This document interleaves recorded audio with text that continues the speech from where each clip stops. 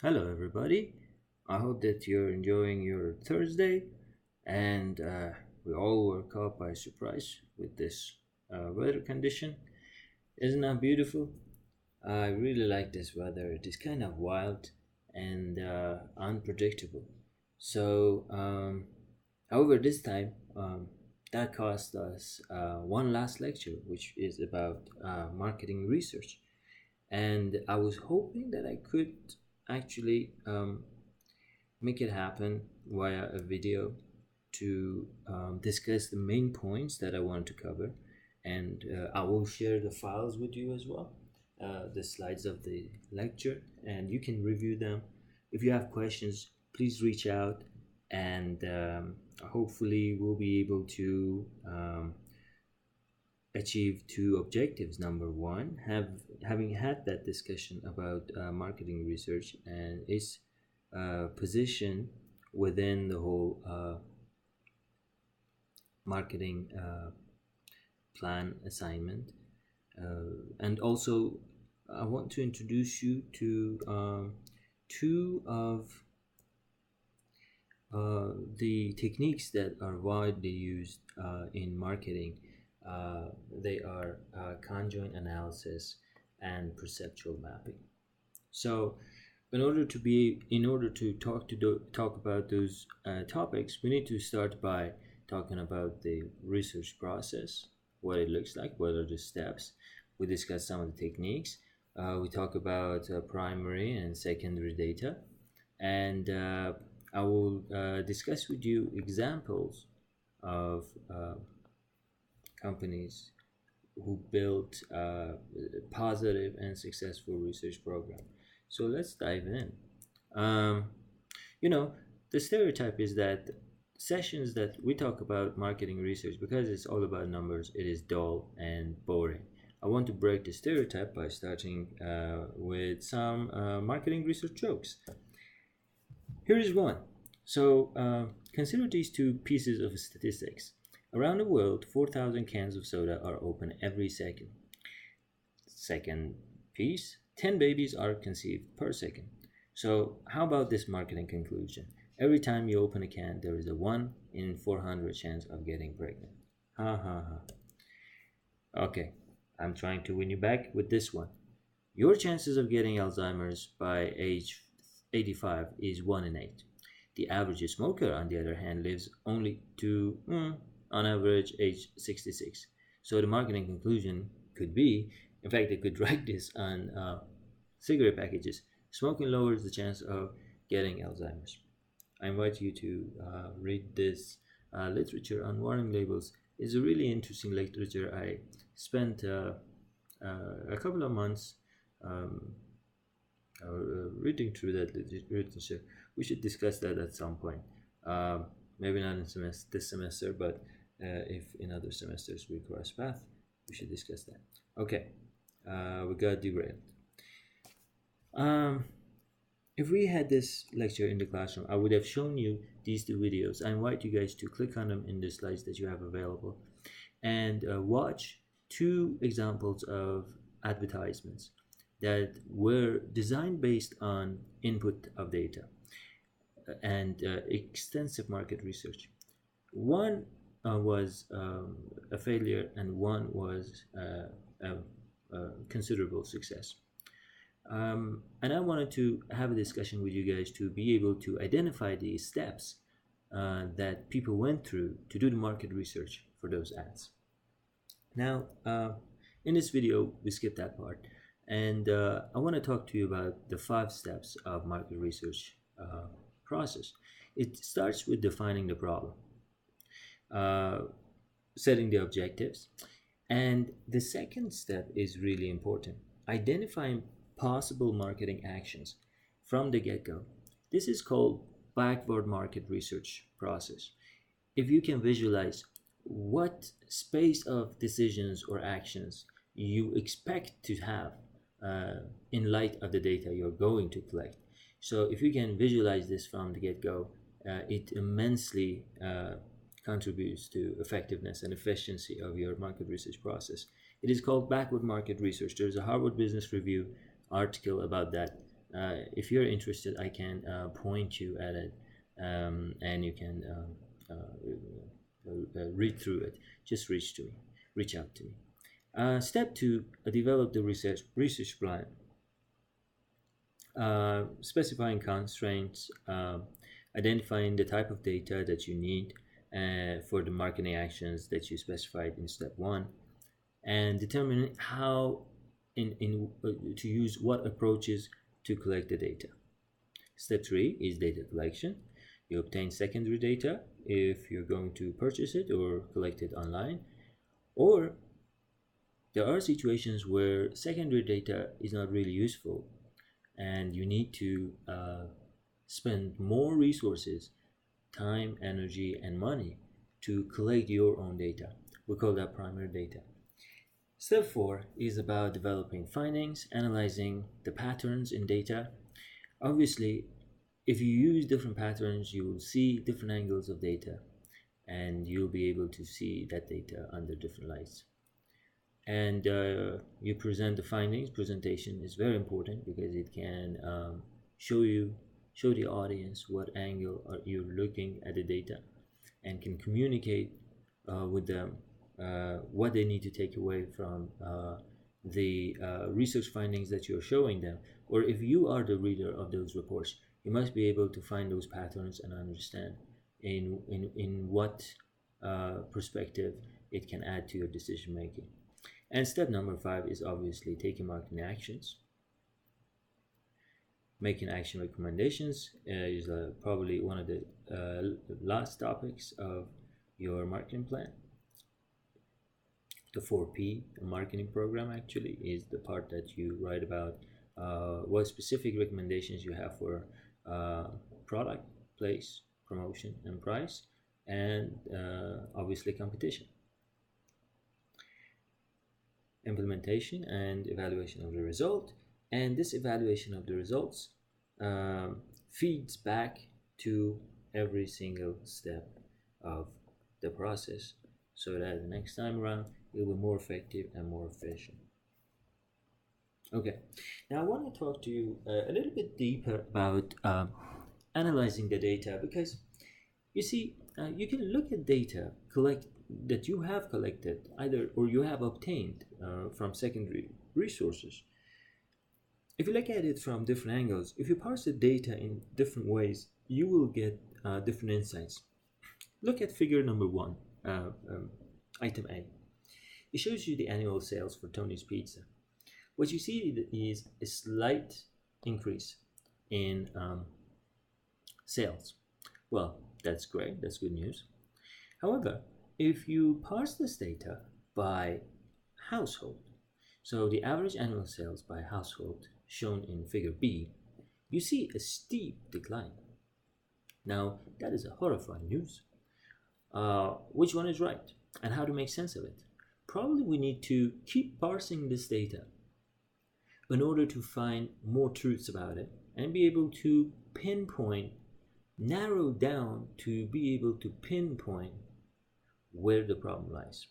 Okay, so one hypothesis could be the household size. So we want to know if the number of people in the household is a determinant.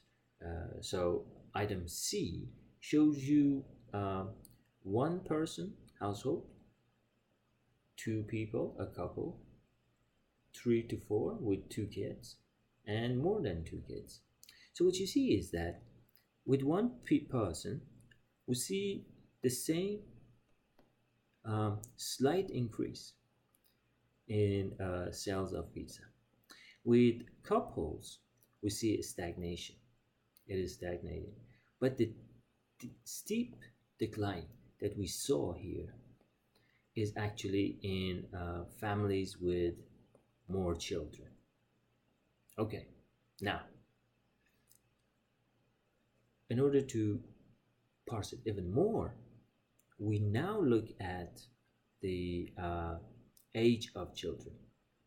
And by the way, I should not mention, but here it goes from 2012 to 2015, and here with one person, this goes from 2012 to 2015. Okay, oops, guess that was one too many clicks. Now, if we go back to the age of children, look, if you don't have children under 18 living with you, stagnation, the same thing that you see in the couples with no kids. If you have kids under 6, you see a slight decline, 6 to 12, steep decline, and teenagers 13 to 17. Again, we have some stagnation and starting to look worse. Now, obviously, if I ask you, what is your recommendation about which audience to target with our next ad and what the content of that message should be for that audience, you'll be able to produce a really nice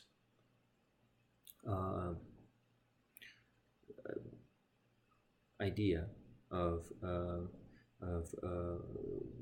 which audience to target and what message works best with them. Okay, now I want to talk about the types of data. We can have two types of sources of data, secondary sources.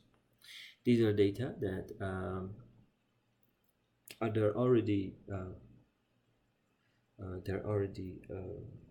collected from external sources, or it could be from internal sources within the organization. If there is no data available, we go to collect data with more money. We could have experimental designs and non-experimental designs. Now, experimental designs could be done in an isolated environment like a laboratory, or it could be done where the customers live. So we create field tests and those kinds of designs. And non-experimental designs could be quantitative or could be qualitative.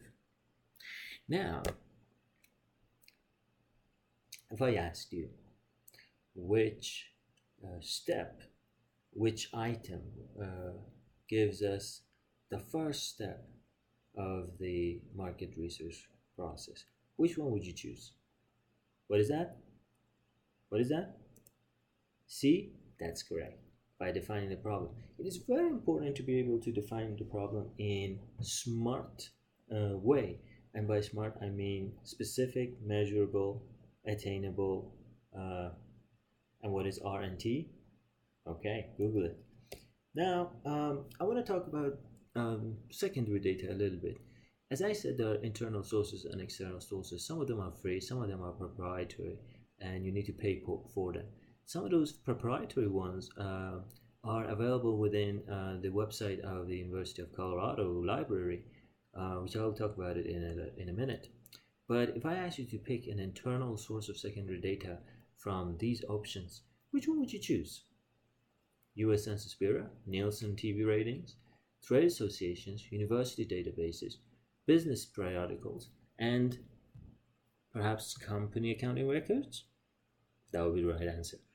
Okay, so we're producing a lot of this data within our organization, and if the marketing department can create a canal to have an ongoing and steady flow of this information, that would be really useful for market research.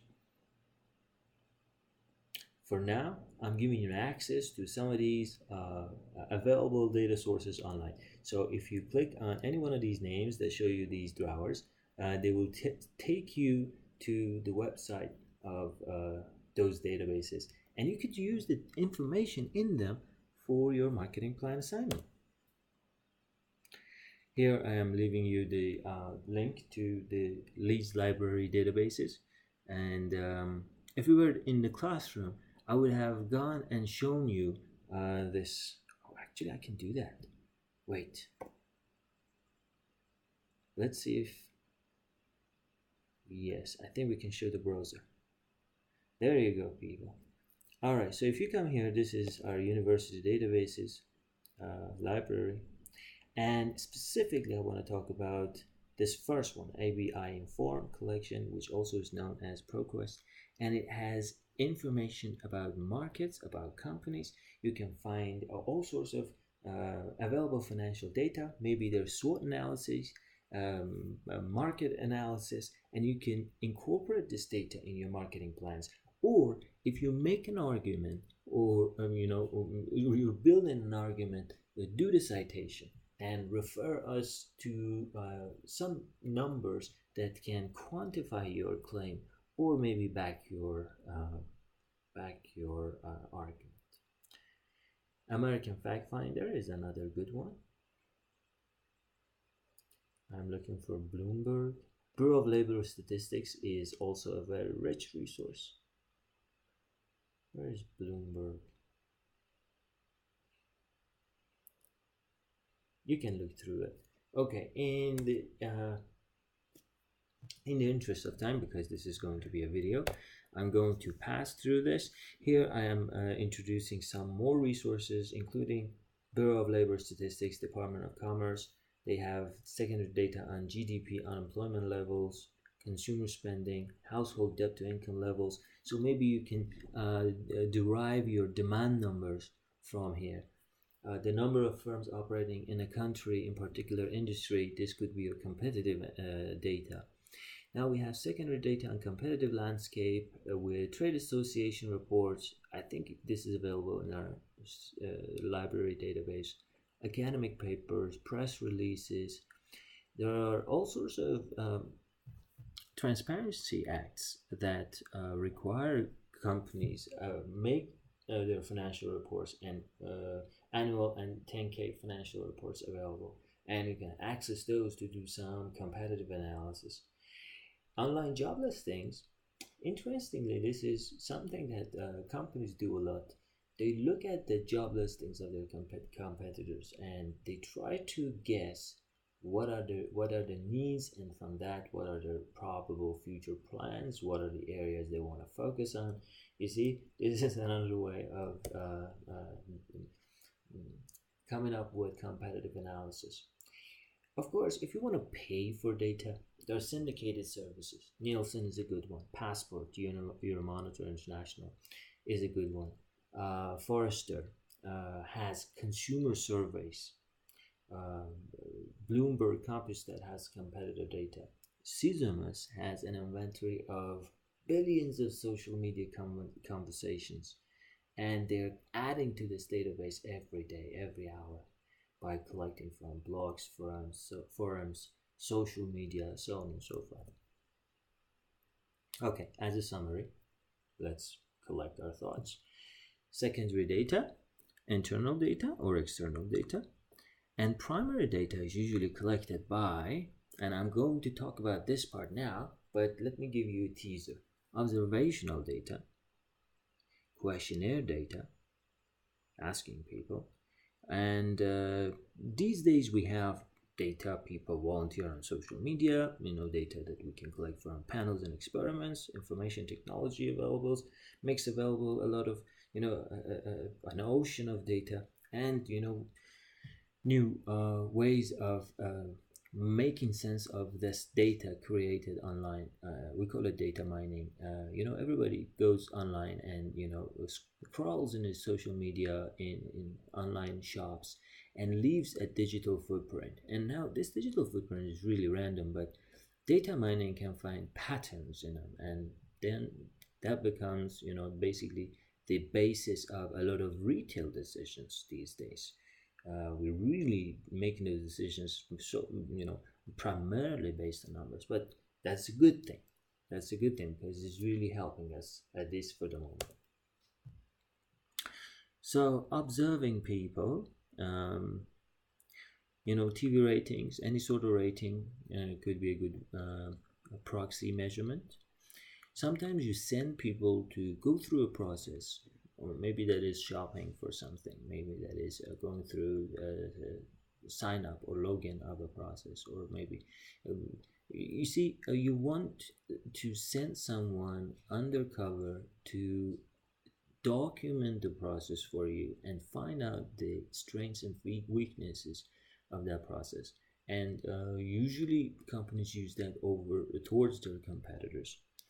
Of course, these days we have the MRI and neuromarketing methods. They put sensors on you and collect your MRI, fMRI data, and they know which part of your brain lights up when you are thinking about a certain thing, or when you are presented with an ad, a stimuli,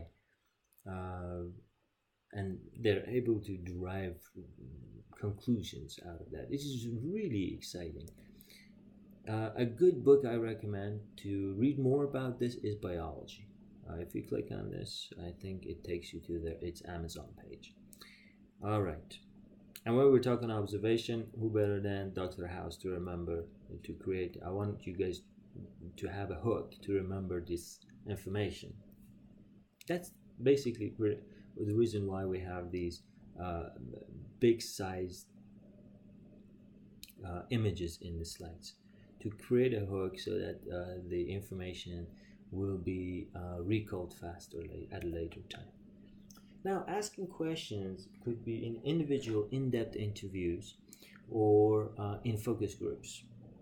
Now, personal interview surveys, then we have surveys here, different kinds of surveys: personal, telephone, mail, or you can intercept people in the shopping malls and so on and so forth. Or it could be from social media, from panels and experiments. Now, let me talk briefly about how to ask people questions in surveys. I want to tell you that every type of question has a certain capacity to capture information. So, for example, if I give you an open-ended question, I'm inviting you to write for me. So it is very freestyle. It is very subjective, and obviously variance is high. So standardization of answers would be very difficult. If I wanted to quantify answers I get from an open-ended question, I have a hard time to do that as a person. Well, these days computers help us with word counts and sentiment analysis extensions. Google sentiment analysis extension, and you will find a very interesting extension for your Gmail, where you write an email, and from analyzing the sentiment of your words, the word choice that you've had in your email, tells you if your email is too angry or too soft or too bossy or whatever, and then you can balance it to tune to your audience, if it is your boss or your peer or your employees. Now, a very standardized type of question, but very limited, is a yes/no question, dichotomous. Then we have multiple choice questions. They give us more freedom, but they're still standardized. We have attitudinal questions, which is like a matrix made of multiple choice questions. Then we have semantic differential scale questions. As you can see, we have different characteristics here. Now these are different variations from one extreme to another, and how it is different from the previous type is that now we have different scales going from one extreme to another. Likert scale question is usually 1, 2, 3, 4, 5 items. It gives us a middle ground, which is very important for interpretation of the data that you receive. If you do not have this, you only have the goods and the bads and nothing in the middle. Okay, no neutral. Okay, anyway, it could be 7 items instead of 5 items too. Here we have how you media behavior questions, how you consume different types of media, usage behavior question. Now these are obviously more creative and modern types of questionnaires. Excuse me. Now the last part of every questionnaire is demographics, and it is important to put this last, because if you put this before asking questions about the purpose of market research, they would prime people, and people's answers will be biased. We know this from research.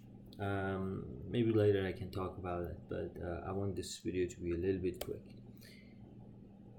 Okay, this is actually a video you can play, and it is an interview with the CMO of Kia Motors after their Super Bowl ad in 2016, which was a success, and they're explaining what are the steps they took to build their marketing plan, a marketing research program. And it is really interesting how they put all these items together to create one harmony.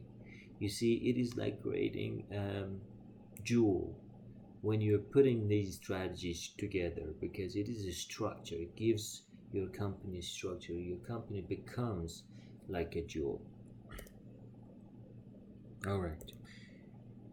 So to give you a reminder, here are the 5 steps that you need to take in order to create a successful marketing research program. Defining the problem, developing the research plan, specifying types of data, collecting data, developing findings, analyzing it, looking at it from different angles, and recommending marketing actions. Here is a good example.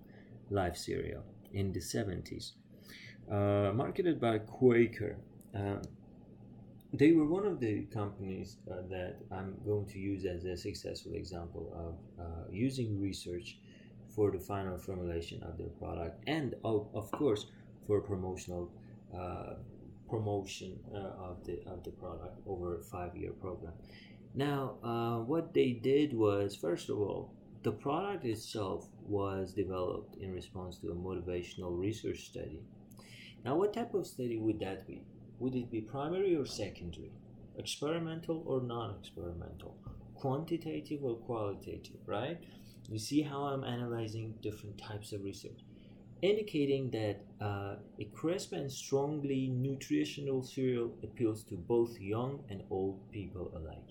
So it would be a potential success, and that's why they try to create this product. Now, in the next step, Quaker test marketed this product in 3 different textures, measured how much people would like to have a repeat purchase, or try to have some competitive analysis and estimate their market share.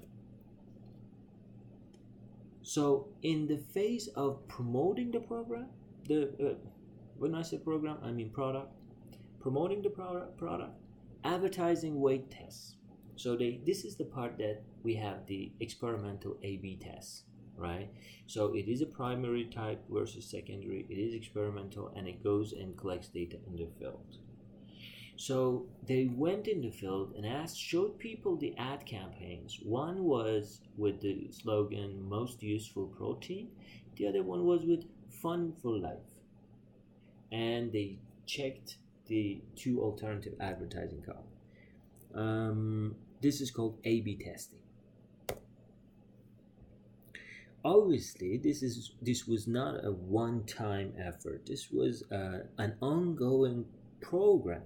So in year 1, year 3, and year 5, I'm giving you a rundown of the activities they did to carry out this program. But in the interest of time, I'm gonna let you guys review it in your own time. All right, now talking about the 2 popular marketing techniques, marketing research techniques: conjoint analysis and perceptual mapping. First, I need to give you a contrast between conjoint analysis and multi-attribute attitudinal model, also known as MAAM. Now, you see on the right we have an MAAM table. You ask people about their evaluation over different characteristics. Here we have styling, handling, cost, safety, battery life. These are the evaluations people give you, from -4 to +4. And then, because people put different importance levels on different features, you need to ask every single respondent about their weight of these characteristics. So we multiply this guy and this guy, so it gives us this guy and this guy. Importance times evaluation. And you sum them up. This is the total attitude towards Tesla versus Audi. Now, here is a temptation to say, wow, this is great. You just ask people and they tell you. That is awesome. And then you use these numbers, these total numbers, for their literal sense, which is not correct, because a lot of times people tell you one thing, but they do another. A lot of times you ask people a question they are receiving for the first time. They cook up an answer on their feet for you, and to use that answer as legitimate data point would be a mistake. That's why we better ask them indirectly or observe them in action. And that's why conjoint analysis is very useful. Okay, here I have an example for conjoint analysis. Let's go through it and see what it teaches us about the consumer. This interactive system, actually, probably in this size would be much better, gives you 5 attributes for the car, and these are different levels for each attribute. Now you can see on the right, for each attribute and each level there is a utility, either positive or negative, to make that choice. So for example, if I make this choice, 23,000, then the utility it adds to my total question, my total decision would be an added of 2.10. If I choose the one which is 29,000, I'm obviously paying too much money over this car, and it subtracts some utility, and the amount is almost this. How do we come up with these amounts? That's a good question you could ask. So I'm going to teach you how to calculate those utility numbers in a minute, but let me first show you how to use them. So you see, here I have 2 different models of car. They are quite like one another. The brand, the horsepower, upholstery, price, and the sunroof. I'm gonna choose sunroof for this one. So now you see that the total utility changed. In fact, if you ask me how much improvement in total utility happened because of sunroof, I would say it is 1.36. Now you see, you're right, Mustafa, but when you add sunroof, isn't that true that the price goes higher? That is true too, but you see, when I have the trade-off for price utility, which is 2.10, to get this guy, and I subtract this guy from it, now it tells me that, by paying the lower money, because 23,000 is the first level here, by paying the lower money, you're not getting the sunroof, and that is going to leave you with only 0.74 utility numbers rather than 2.10. So instead of going and finding your utility here, go and find your utility here, right? So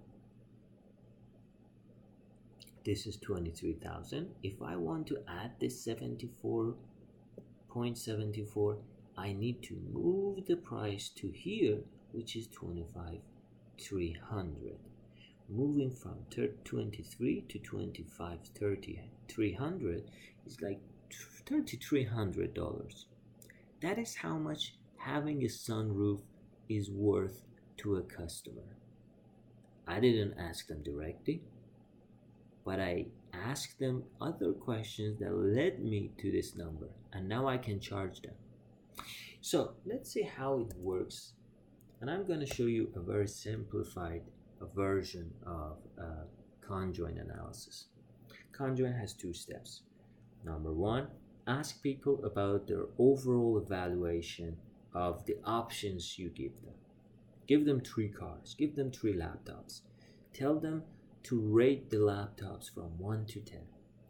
Then I teach you the math to back out the likings or the utility linked to each of the characteristics that you have included in the test. So the question of the laptop, let's say that I have 3 attributes here. Number 1 is the form factor with 2 levels. Number 2 is the display size with 2 levels. Number 3 is the storage type with 2 levels. So the total combination of how many different variations of product are available is 8. You ask the consumer to rate these 8 combinations. Sometimes you just ask them to rate 4 of them and you work your way back. And they do. So here I want to do a Shakespearean thing. I want to tell you something you shouldn't know at this part of the story, but I want to tell you in advance. Let's say we know these numbers are the utility numbers, right? We don't know them now, but let's say we do. I want to teach you how to find them by calculating the R's. Okay? You got it?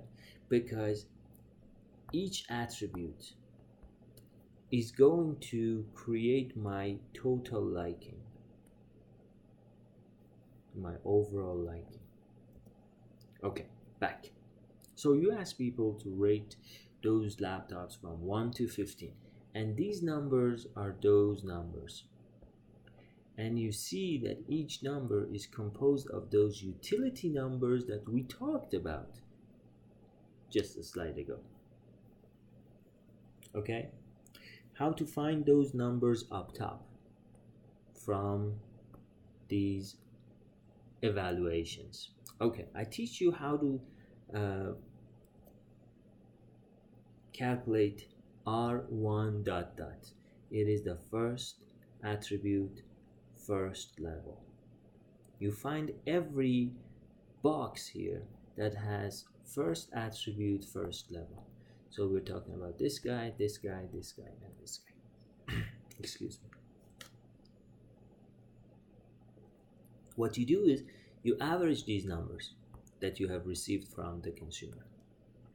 So it is going to be 7, 8, 7, 8, 18, 22, 22 over 4, 11, 5.5. 5.5. Now let's do for the second level of attribute 1. Attribute 1, second level. So we find A2 and we average this guy, this guy, this guy, and this guy. So we're talking about 16, 30, 38 over 4. It is 19, 9.5. 9.5. We do it for everybody. You see 5.5, 9.5. You do it for everybody. And if you put these numbers here, you will see that they look nothing like the utilities. However, the distance every choice for each attribute has traveled, the delta is the same. And that is everything I need. I just need to know what does the choice mean for you in utility language. So going from rugged bugs to ultra slim is going from -2 to +2, is going from 5.5 to 9.5, and that is 4 utility points. 3 utility points, 6 utility points. Ladies and gentlemen, be very careful. This is -6 utility points because direction is very important. Going from flash to HDD decreases my utility by 6 points. Okay, now I ask you, which one of the decisions one, two, or three is the most important decision, and you should base your marketing campaign on it. You're absolutely right. This guy, because regardless of the negativity, because it just shows you the direction. Maybe you need to go from this direction to that direction, from HDD to Flash. But the amount of travel we have made to go from one level to another level is the biggest one. Okay, are you ready? Do you want to practice conjoin? I've given you all these numbers. Do you want to do it? Pause the video and have a pen and pencil and a paper ready, and give it a try. You'll be pleasantly surprised how easy it is and how satisfying it is to find out the liking and the utility for each of the attributes. This is about someone creating aquariums from glass or plexiglass for two price points of 30K and 10K, and he can give the option to consumers to have a design on the product, on the aquarium. But you should understand that plexiglass can take the design. Unfortunately, glass, technologically, it is not feasible. But that doesn't matter. Numbers will tell you everything. Pause the video. Welcome back. Now, I want to talk about perceptual mapping. Perceptual mapping, as we have introduced before in this class, gives you two axes, usually going from one extreme to another. So, sportiness going from low to high, prestige going from expensive to economy. And every brand finds its position excuse me, somewhere on this map. How do we come up with this map? And how can we use it for competitive analysis? Let's say we go around in the field and we ask our customers what they think about different brands when it comes to certain attributes that probably we have found in an exploratory research, in a focus group. These are the keywords that we have collected from a sample of consumers, and now we're taking this research to a more extensive level, and we're asking people to rate each brand on these characteristics. So we have brand B, C, Hams, Schlitz, A, D, Miller, Hams, Schlitz, Bud. So as you can see, this is one person, this is another person, this is another person, so on and so forth, and people just rate them, and this is how they rate. So we put them in a computer software that does factor analysis for us. The factor analysis program produces correlation numbers that, if plotted on a 2D map, they look like this. A couple of vectors. The vectors that are closer to one another have a higher correlation compared to two vectors that are not close to one another. They have very low correlation. In fact, they might be in opposite direction as well. So with this map, you can place each one of the brands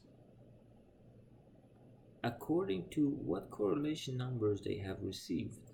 So obviously brand A is more about local brewery, drinking when alone, not so high in quality.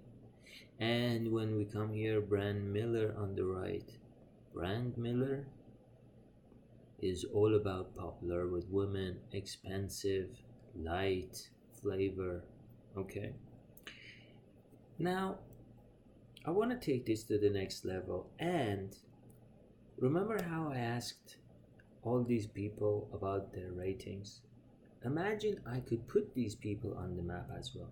So I would say person who rated hams higher, probably they rated hams first, so they should be closest to hams. And then if they rated Miller as second, they should be second closest to Miller, right? So this would be that person. And if I have everybody on this map, I will start to see some clusters of data. And the clusters show me that there are people here. Not necessarily within the circle, it just could be around here.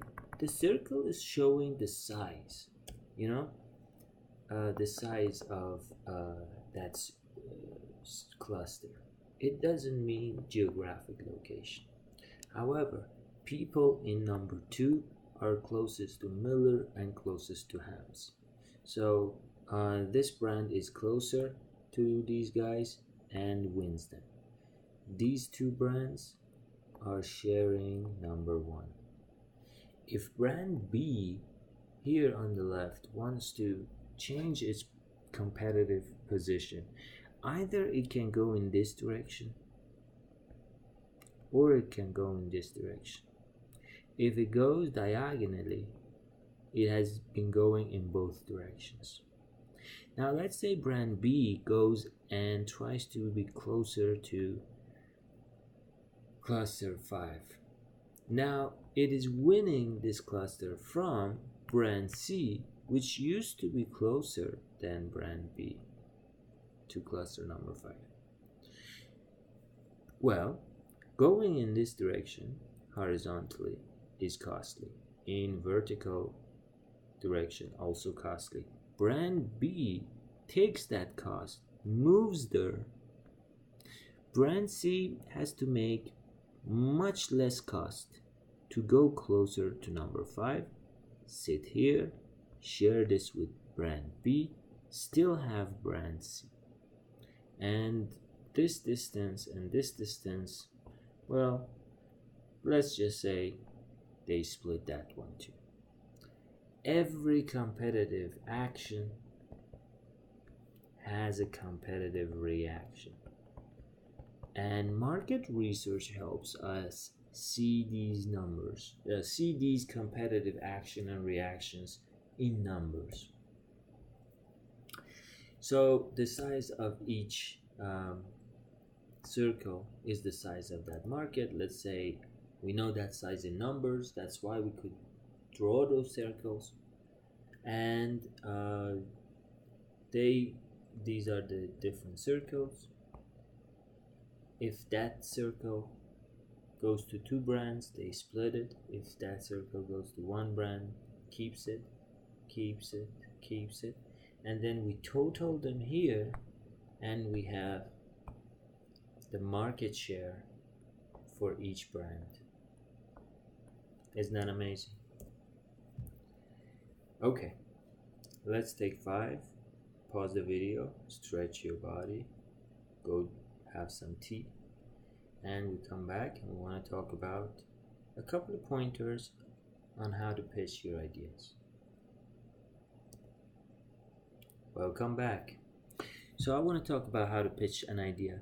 Please go to the slides and watch these 2 videos that I have shared for you. One gives you a very interesting example of a 1-minute pitch, and the second one is a 20-something minute video that teaches you how to stay to the point in a pitch and stay respectful of time. I want you guys 3 mandatory items to be communicated with the audience. The rest is up to you. First, what is the problem? What is the pain point? This is why I've shared Chris Redletz's video with you. This is an important part to your pitch, as important as the idea of the solution you are going to recommend. Describe the problem. Narrow it down to 3 to 5 sentences to be respectful of time. If you don't have a problem to solve, remember that you might lose interest from your audience. Second slide I want to see is the solution. This is the part everyone is waiting for. This is the part everyone will remember the most from your pitch. And that's why you should bring an emotional value to it. Start with a bang. Again, I should not stress enough that I cannot stress enough. Narrow it down to 2 to 3 sentences and stay respectful of time. Present it to your audience like it is the next big thing. Watch some Steve Jobs videos. And the third slide that I would like to see is an introduction of your team. Concise and precise, but show me why you're qualified to carry out this idea. I have given you some more pointers about how to create your pitches in an email that I sent over the weekend. If you have questions, I invite you guys to set up meetings with me in the office hours, or we could come up with other times if based on your availability for your teams to come and discuss the marketing plans or run the ideas by me beforehand. Okay, this was about what I wanted to explain and share with you. I hope it was not too long and too boring. Thank you so much and enjoy this snowy day. And kind of sunny too. I'm looking outside, it is kind of sunny too. So enjoy this beautiful day.